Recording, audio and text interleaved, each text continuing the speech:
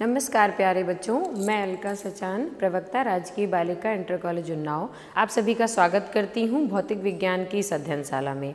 आज हम भौतिक विज्ञान के अध्याय चुंबकत्व एवं द्रव्य के भाग 2 का अध्ययन करेंगे। बच्चों, इससे पूर्व आप चुंबकत्व एवं द्रव्य के भाग 1 का अध्ययन कर चुके हैं। आप सभी को मेरी सलाह है कि यह वीडियो देखने से पूर्व आप भाग 1 वीडियो अवश्य देखें ताकि आपको विषय को समझने में सुगमता हो सके। हम चुंबकत्व के बारे में पढ़ने से पूर्व कुछ ऐसी नवीन राशियों का अध्ययन करेंगे जिनका अध्ययन अभी तक आपने नहीं किया है। वे राशियां हैं, ये जो राशियां अंकित की गई हैं आपके श्वेत पट पर। पहली राशि है चुंबकीय प्रेरण, बी वेक्टर, आंग्ल भाषा में आप इसे कहेंगे मैग्नेटिक इंडक्शन। बच्चों, बी वेक्टर यह प्रदर्शित करता है कि मैग्नेटिक इंडक्शन एक सदिश राशि है। दूसरी राशि जिसका आप अध्ययन करेंगे वह है चुंबकन तीव्रता, आई वेक्टर, इंटेंसिटी ऑफ मैग्नेटाइजेशन। यह भी एक सदिश वेक्टर है, अर्थात इसमें दिशा होती है परिमाण के साथ साथ। तीसरी राशि है चुंबकीय तीव्रता, एच वेक्टर, मैग्नेटिक इंटेंसिटी। बच्चों, यहाँ एक तथ्य स्मरणीय है कि चुंबकन तीव्रता आई वेक्टर एवं चुंबकीय तीव्रता एच वेक्टर दोनों के नाम लगभग एक ही प्रकार के हैं, किंतु वे भिन्न भिन्न राशियां हैं। अर्थात चुंबकन तीव्रता आई वेक्टर और चुंबकीय तीव्रता एच वेक्टर को आपको कंफ्यूज नहीं होना है, वे परस्पर भिन्न राशियां हैं। चौथी राशि जिसका आज हम अध्ययन करेंगे वह है चुंबकशीलता म्यू, जिसे हम आंग्ल भाषा में मैग्नेटिक परमिएबिलिटी कहते हैं। पांचवी राशि है सापेक्ष चुंबकशीलता mu R, relative magnetic permeability. और अंतिम राशि जिसका आज हम अध्ययन करेंगे वह है चुंबकीय सुग्राहिता अथवा चुंबकीय प्रवृत्ति, मैग्नेटिक ससेप्टेबिलिटी। तो पहली राशि जो चुंबकीय प्रेरण है उसका अध्ययन हम चुंबकत्व एवं द्रव्य के प्रथम भाग में कर चुके हैं। तो आइए अब हम अध्ययन करते हैं अपनी दूसरी राशि चुंबकन तीव्रता यानी आई वेक्टर का। इसे हम कहेंगे आंग्ल भाषा में इंटेंसिटी ऑफ मैग्नेटाइजेशन। बच्चों, जो हमारे मैग्नेटिक सब्सटेंसेस हैं, चुंबकीय जो पदार्थ हैं, वे 3 प्रकार के होते हैं, किंतु किसी भी चुंबकीय पदार्थ को जब किसी बाह्य चुंबकीय क्षेत्र में रखा जाता है तो वो किस क्षमता तक चुंबकत्व होता है यह चुंबकन तीव्रता पर निर्भर करता है। अर्थात चुंबकन तीव्रता इसी बात की माप है कि कितनी इंटेंसिटी से वह वस्तु चुंबकित होती है। अर्थात हम पारिभाषिक रूप से देखेंगे कि चुंबकन तीव्रता चुंबकित पदार्थ के एकांक आयतन के चुंबकीय आघूर्ण से परिभाषित होती है। अर्थात यहाँ पर लिखा हुआ है I vector is equals to M vector upon V, जहाँ पर वी क्या है? आयतन। आई एम वेक्टर क्या है? चुंबकीय आघूर्ण। और आई वेक्टर क्या है? चुंबकन तीव्रता। अर्थात यह पता लगा सकते हैं कि यदि हम इस वस्तु को रखेंगे किसी बाह्य चुंबकीय क्षेत्र में तो वो कितनी सीमा तक चुंबकित होगी, उसका एक मापन होता है हमारी राशि चुंबकन तीव्रता से।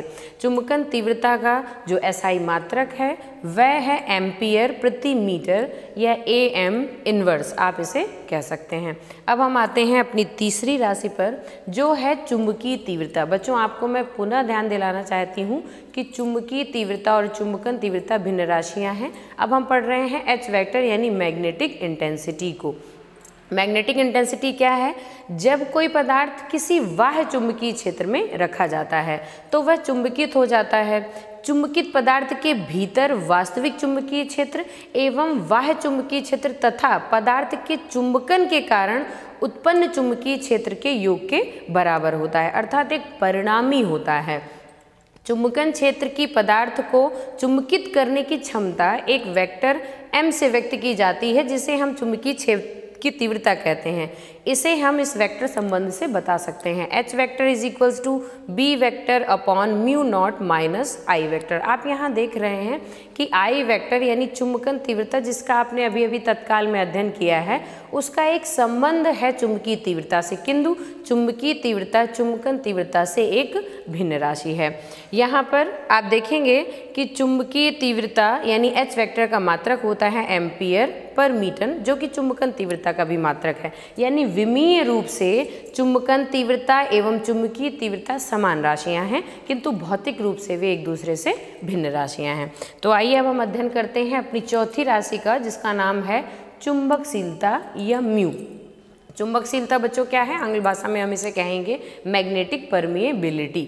जब किसी चुंबकीय पदार्थ को किसी चुंबकन क्षेत्र में रखते हैं तो वह पदार्थ चुंबकित हो जाता है तथा उस पदार्थ में से वायु के सापेक्ष अधिक बल रेखाएं गुजरती हैं। इससे स्पष्ट है कि बल रेखाएं वायु की अपेक्षा चुंबकीय पदार्थ में अधिक सुगमता से गुजर सकती हैं। इसे हम इस प्रकार से व्यक्त कर सकते हैं कि वायु की अपेक्षा लोहे में अधिक चुंबकशीलता है। बच्चों एक बात को समझिए कि जहाँ पर वायु है अर्थात कोई भी पदार्थ नहीं है, निर्वात नहीं हम बात कर रहे हैं, हम वायु की बात कर रहे हैं, वहाँ पर जो चुंबकीय क्षेत्र होता है उसकी मात्रा जो होती है, चुंबकन की जो मात्रा होती है वो बढ़ जाती है यदि हम वायु को रिप्लेस कर दें किसी अन्य मटेरियल से, भले वो लौह चुंबकीय हो, प्रतिचुंबकीय हो, अनुचुंबकीय हो, तो वहाँ पर चुंबकन की मात्रा बढ़ जाती है।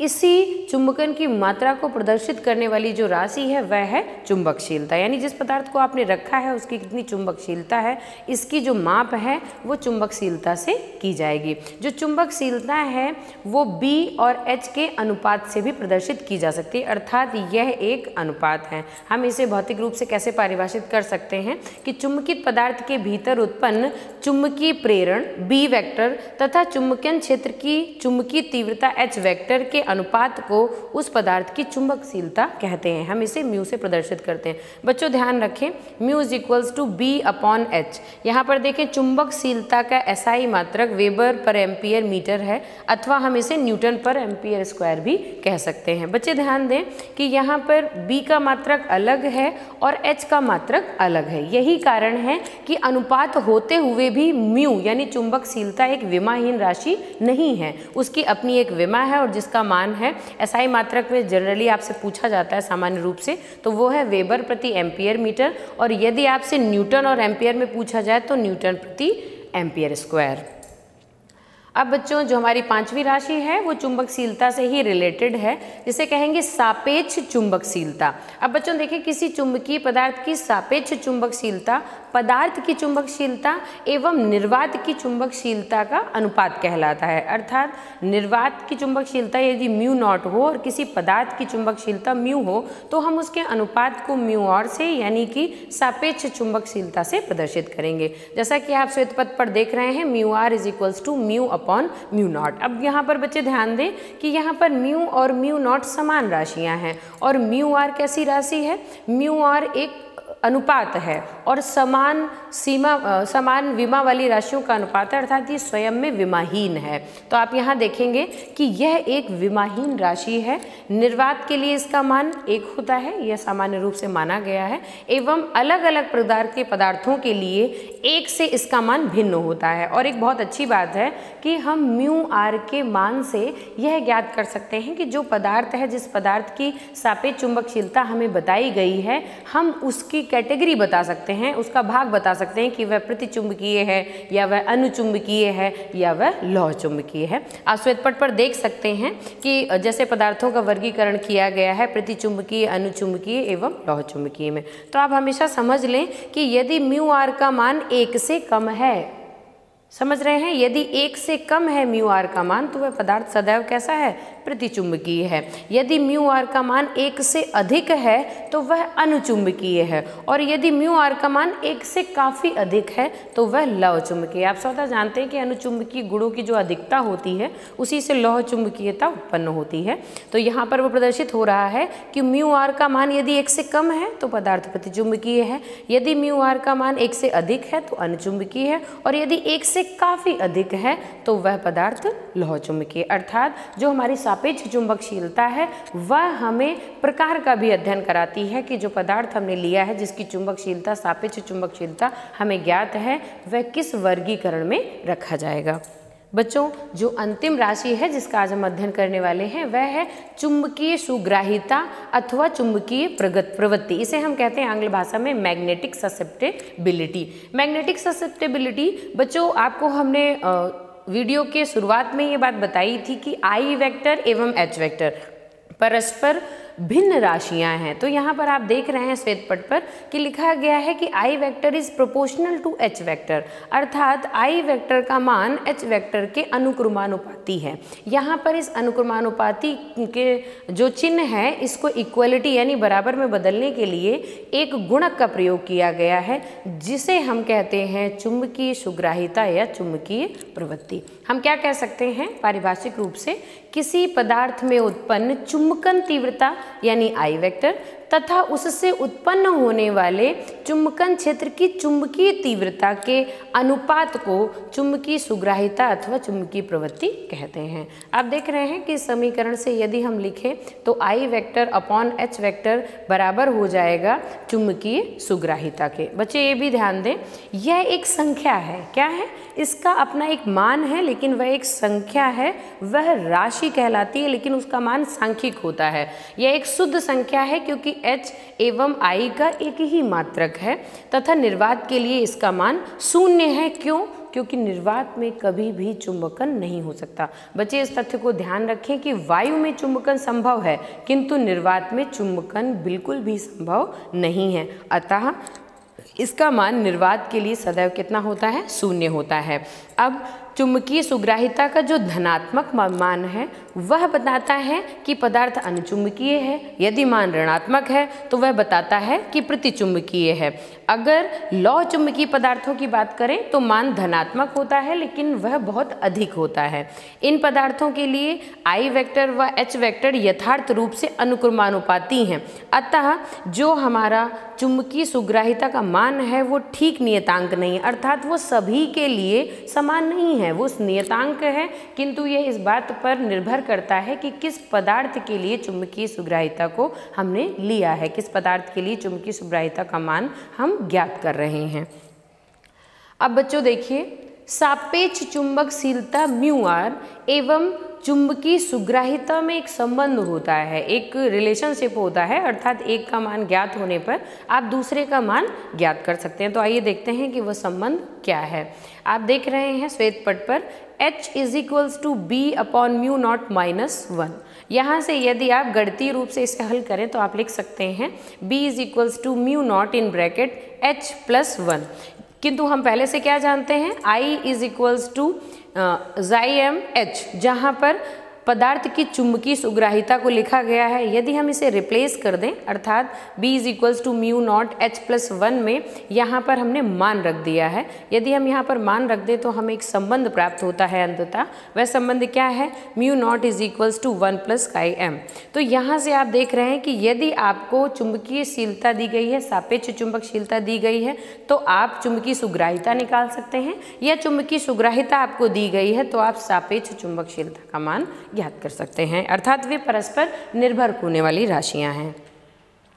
बच्चों अब देखें कि हम तीनों प्रकार के जो हमारे पदार्थ हैं, प्रतिचुंबकीय, अनुचुंबकीय और लौह चुंबकीय, उनमें गुणों में भिन्नता पाई जाती है। वर्गीकरण का अर्थ है, वर्ग इसी आधार पर बनाए जाते हैं कि जिसमें आने वाले सभी जो पार्ट होते हैं उनके गुण समान होते हैं। तो प्रतिचुंबकीय जो पदार्थ हैं उनके ऐसे क्या गुण हैं हम उनका अध्ययन करेंगे। तो सबसे पहले तो देखें कि प्रतिचुंबकीय पदार्थ हमें कैसे पता चलेगा।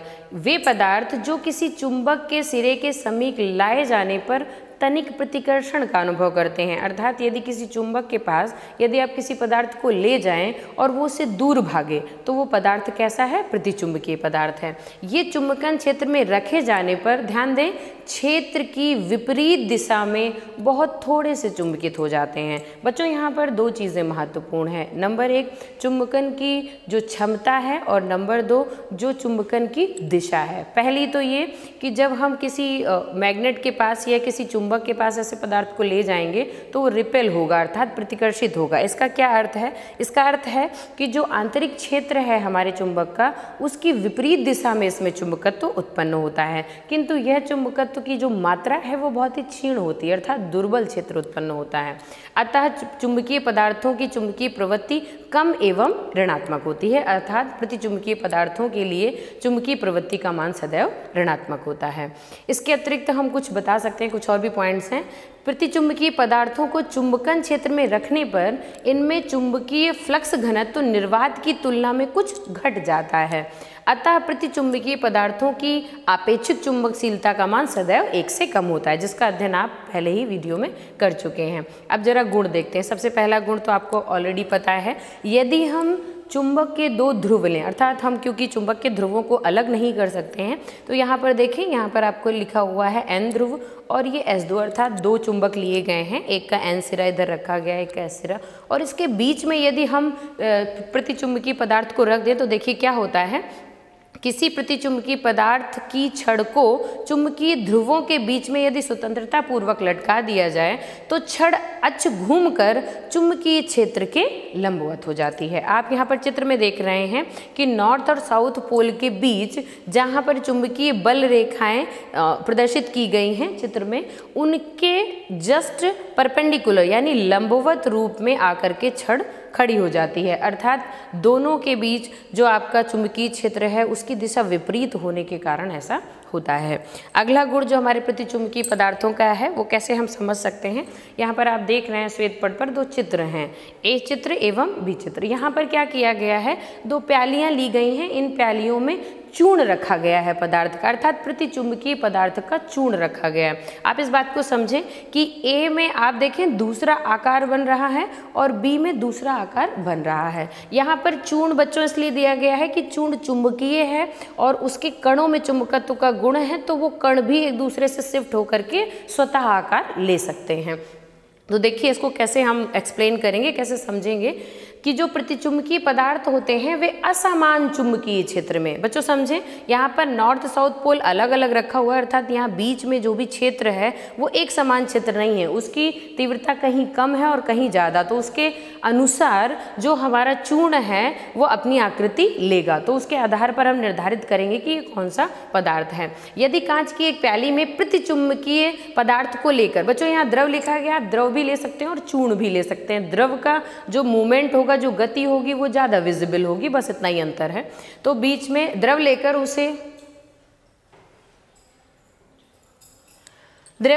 उसे हम नॉर्थ एवं साउथ पोल के ऊपर रख देते हैं, तो आप देखते हैं कि द्रव बीच में दब जाता है और किनारों पर उठ जाता है। इस चित्र को जरा ध्यान से देखिए, यहाँ बीच में दबा हुआ है और किनारों पर उठा हुआ है, क्यों? क्योंकि चुंबकीय क्षेत्र बीच में सबसे अधिक स्ट्रांग है। यदि ध्रुवों के बीच की दूरी बढ़ा दें, देखिए हमने इसमें दूरी बढ़ा दी है। दूसरे में आप देखें नॉर्थ और साउथ पोल को एक दूसरे से काफ़ी दूरी पर रखा गया है, यदि हम दूरी बढ़ा देंगे तो उसका उल्टा हो जाएगा, बीच में ऊपर की तरफ उठ जाएगा। क्यों? क्योंकि अब किनारों पर दब जाता है। क्यों? क्योंकि अब चुंबकीय क्षेत्र ध्रुवों के समीप अधिक हो गया है, तो वो ध्रुवों के समीप जाना चाहता है, इसलिए वहां पर ऐसा आकार लिया है। तो ये कौन सा पदार्थ है? प्रतिचुंबकीय पदार्थ है।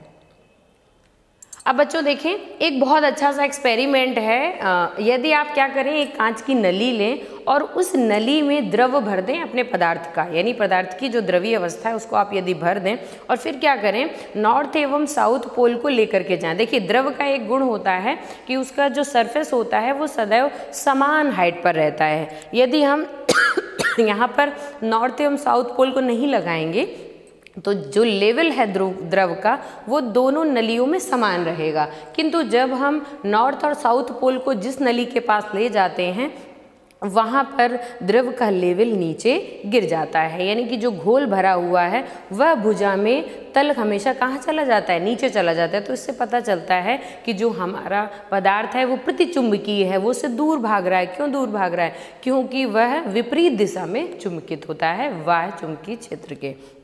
अगला जो हमारा गुण है प्रतिचुंबकीय पदार्थों का वो बहुत स्पेशल है। प्रतिचुंबकीय पदार्थों की जो चुंबकीय सुग्राहिता है वह ताप से मुक्त होती है, अर्थात ताप पर निर्भर नहीं करती, यानी तापमान को बढ़ाने पर वह बढ़ती या घटती नहीं है।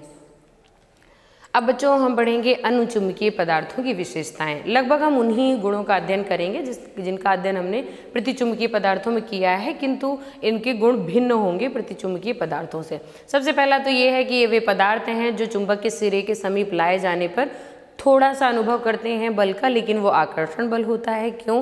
क्योंकि बाह्य चुंबकीय क्षेत्र की दिशा में ही ये पदार्थ चुंबकित होते हैं, किंतु थोड़े से यानी दुर्बल ही चुंबकित होते हैं। और इसमें अनुचुंबकीय पदार्थों में जो हमारी चुंबकीय प्रवृत्ति का मान है वो सदैव कैसा होता है? धनात्मक होता है, लेकिन उसका मान कम होता है।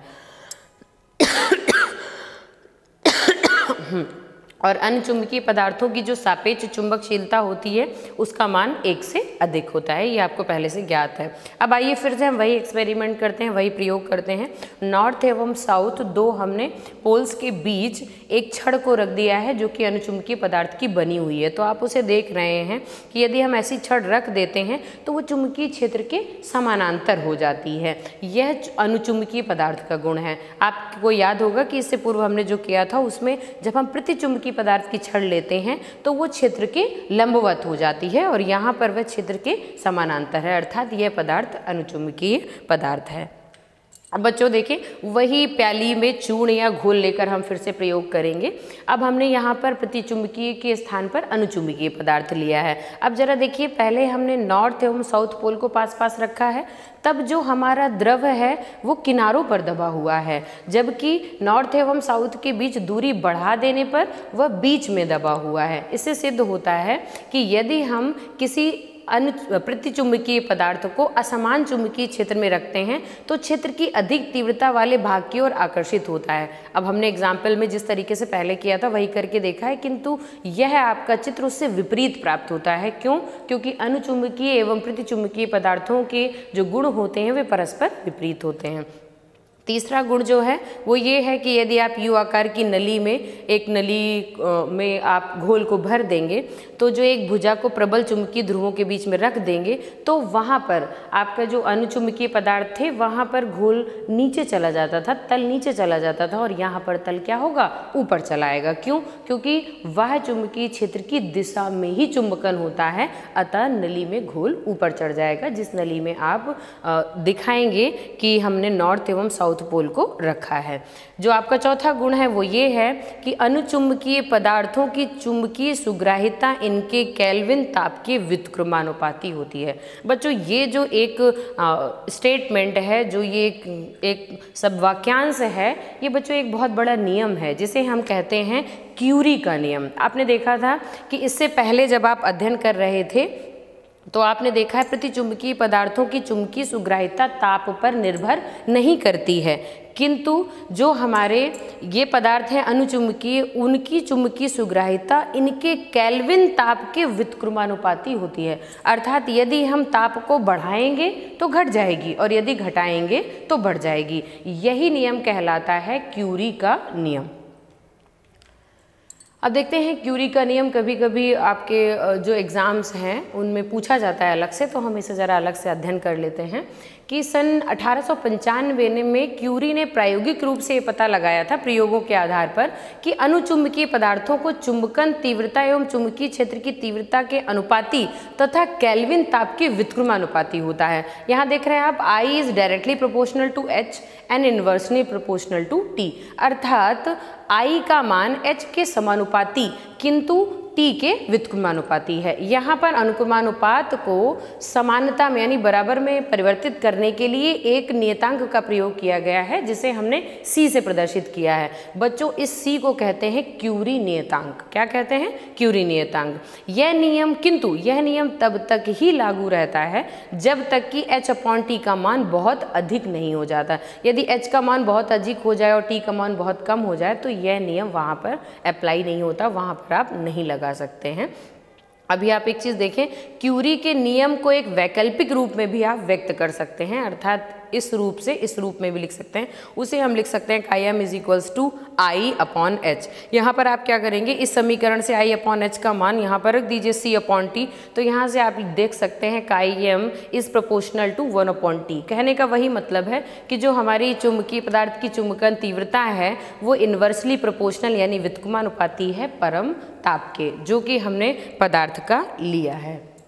अब बच्चों आते हैं हमारे तीसरे पदार्थ जो कहलाते हैं लौह चुंबकीय पदार्थ यानी फेरोमैग्नेटिक सब्सटेंसेस। बच्चों ये आपको मैं फिर से याद दिलाना चाहती हूँ कि अनुचुंबकीय पदार्थों के सभी गुण लौह चुंबकीय पदार्थों में पाए जाते हैं, बट अधिक प्रबलता के साथ पाए जाते हैं, अर्थात उनका मान अधिक होता है। जैसे कि चुंबकन क्षेत्र में रखे जाने पर क्षेत्र की दिशा में ही चुंबकित होते हैं लेकिन प्रबल रूप से चुंबकित होते हैं। इनके सिरों पर स्वतंत्र ध्रुव उत्पन्न हो जाते हैं, अर्थात लौह चुंबकीय पदार्थों की चुंबकीय प्रवृत्ति का मान धनात्मक होता है और बहुत अधिक होता है, और आपेक्षिक चुंबकशीलता μr का मान 1 से बहुत बड़ा होता है।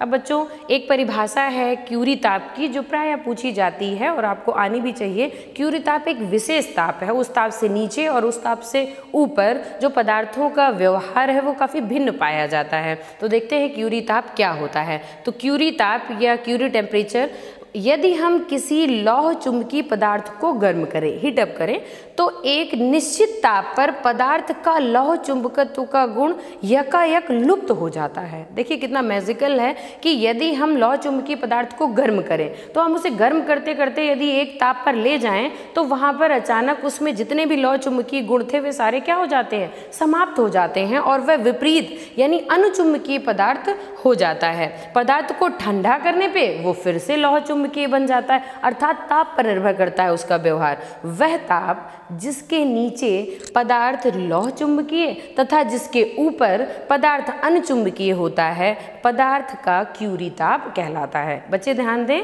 कि ये ताप हर अलग अलग लौह चुंबकीय पदार्थ के लिए अलग अलग होता है। उदाहरणार्थ कोबाल्ट के लिए 1121 डिग्री सेंटीग्रेड, लोहे के लिए 770 डिग्री सेंटीग्रेड तथा निकिल के लिए 358 डिग्री सेंटीग्रेड है। बच्चों अब कुछ ग्राफीय निरूपण हम कर लेते हैं। जिन राशियों का हम अध्ययन कर चुके हैं उनके ग्राफीय निरूपण से हम समझ लेते हैं कि किस प्रकार जो ताप है वो लौह अणु एवं जो हमारे अनुचुंबकीय पदार्थ हैं, प्रतिचुंबकीय पदार्थ हैं, टेम्परेचर के साथ उनकी चुंबकशीलता में क्या परिवर्तन होता है। तो जरा देखें, प्रतिचुंबकीय पदार्थों के लिए चुंबकीय प्रवृत्ति का मान ऋणात्मक होता है तथा ताप पर निर्भर नहीं करता। आप प्रथम चित्र का अवलोकन करें, ए पार्ट में लिखा हुआ एक सीधी रेखा बनी हुई है, अर्थात ताप के परिवर्तित होने पर भी जो आपकी चुंबकीय प्रवृत्ति का मान है वो समान है, जो मान है वही रह जाता है। दूसरे चित्र में आप अवलोकन करें, अनुचुंबकीय पदार्थों के लिए चुंबकीय प्रवृत्ति का मान धनात्मक होता है तथा ताप पर क्यूरी नियम के अनुसार निर्भर करता है, अर्थात देखिए शून्य होने पर उसका मान अनंत है, थोड़ा आगे बढ़ने पर ताप पर वह घटता है और घटते घटते फिर शून्य की ओर अग्रसित हो जाता है। जो अंतिम चित्र है उसमें आप देख रहे हैं ये लौह चुंबकीय पदार्थों के लिए है बच्चों। इसमें एक्स अक्ष पर आपके टेम्परेचर यानी कि ताप को, परम ताप को निरूपित किया गया है और वाई अक्ष पर चुंबकीय प्रवृत्ति को निरूपित किया गया है। तो आप देख रहे हैं कि जो हमें ग्राफ प्राप्त हो रहा है वहाँ पर एक TC करके ग्राफ को निरूपित किया गया है। बच्चों ये वही ताप है जिस ताप को हमने अभी अभी पढ़ा है, यानी क्यूरी टेम्परेचर है। क्या होता है कि लौह चुंबकीय पदार्थों के लिए अनुचुंबकीय पदार्थों के लिए अलग अलग मान प्रदर्शित करता है। इसमें TC क्या कहलाता है, क्यूरी टेम्परेचर। अब बच्चों देखें, हमने जो भी आज वीडियो में अध्ययन किया है लौह चुंबकीय, प्रतिचुंबकीय और अनुचुंबकीय पदार्थों का, उनका हम एक समेकित अध्ययन भी कर सकते हैं। जैसे हम एक सारणी बना सकते हैं जिसमें समान गुणों में जो भिन्नता पाई जाती है तीनों पदार्थों में, उसका हम अध्ययन कर लेते हैं।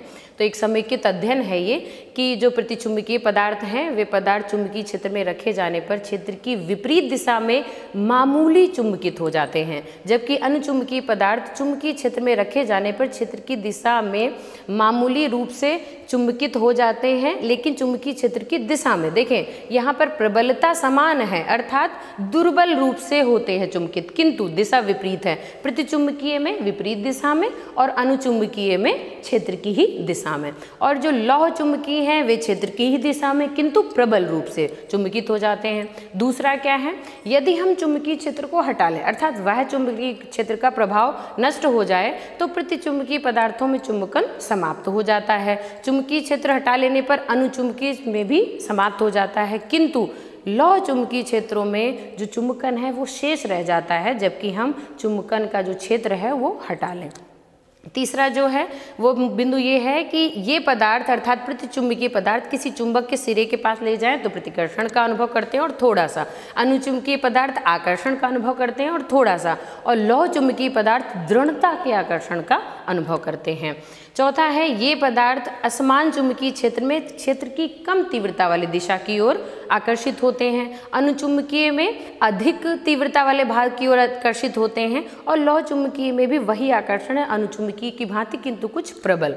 जो पांचवी हमारा अंतर है जिसे हम पढ़ेंगे वो है कि जो हमारे प्रतिचुंबकीय पदार्थ हैं उनकी चुंबकीय प्रवृत्ति ऋणात्मक होती है और ताप से मुक्त होती है, अर्थात ताप पर निर्भर नहीं करती है। अनुचुंबकीय पदार्थों की जो चुंबकीय प्रवृत्ति है वह सदैव धनात्मक होती है एवं परम ताप के व्युत्क्रमानुपाती होती है और हम इसे क्यूरी नियम के रूप से जानते हैं। लौह चुंबकीय पदार्थों के लिए चुंबकीय प्रवृत्ति बहुत अधिक होती है और धनात्मक होती है और ताप बढ़ाने पर क्यूरी ताप से ऊपर पदार्थ अनुचुंबकीय हो जाता है। तो बच्चों इस तरीके से आज हमने अध्ययन किया अनुचुंबकीय पदार्थ, प्रतिचुंबकीय पदार्थ एवं लौह चुंबकीय पदार्थों का, उनके गुणों का एवं उनसे संबंधित कुछ राशियों का। और बच्चों इसी हम कुछ और भी अध्ययन अभी शेष है, अभी ये समाप्त नहीं हुआ है, तो हम इसका अध्ययन करेंगे चुंबकत्व एवं द्रव्य के तृतीय भाग में। और आप सभी को मेरी सलाह है कि प्रथम भाग एवं द्वितीय भाग का अध्ययन करने के बाद ही आप तृतीय भाग में आएँ और तृतीय भाग में हम आपको कुछ गृह कार्य भी देंगे जिससे आप समझ सकें कि आपको अध्ययन से कितना लाभ हुआ है। कक्षा यहीं समाप्त होती है। आपका दिन शुभ हो। नमस्कार।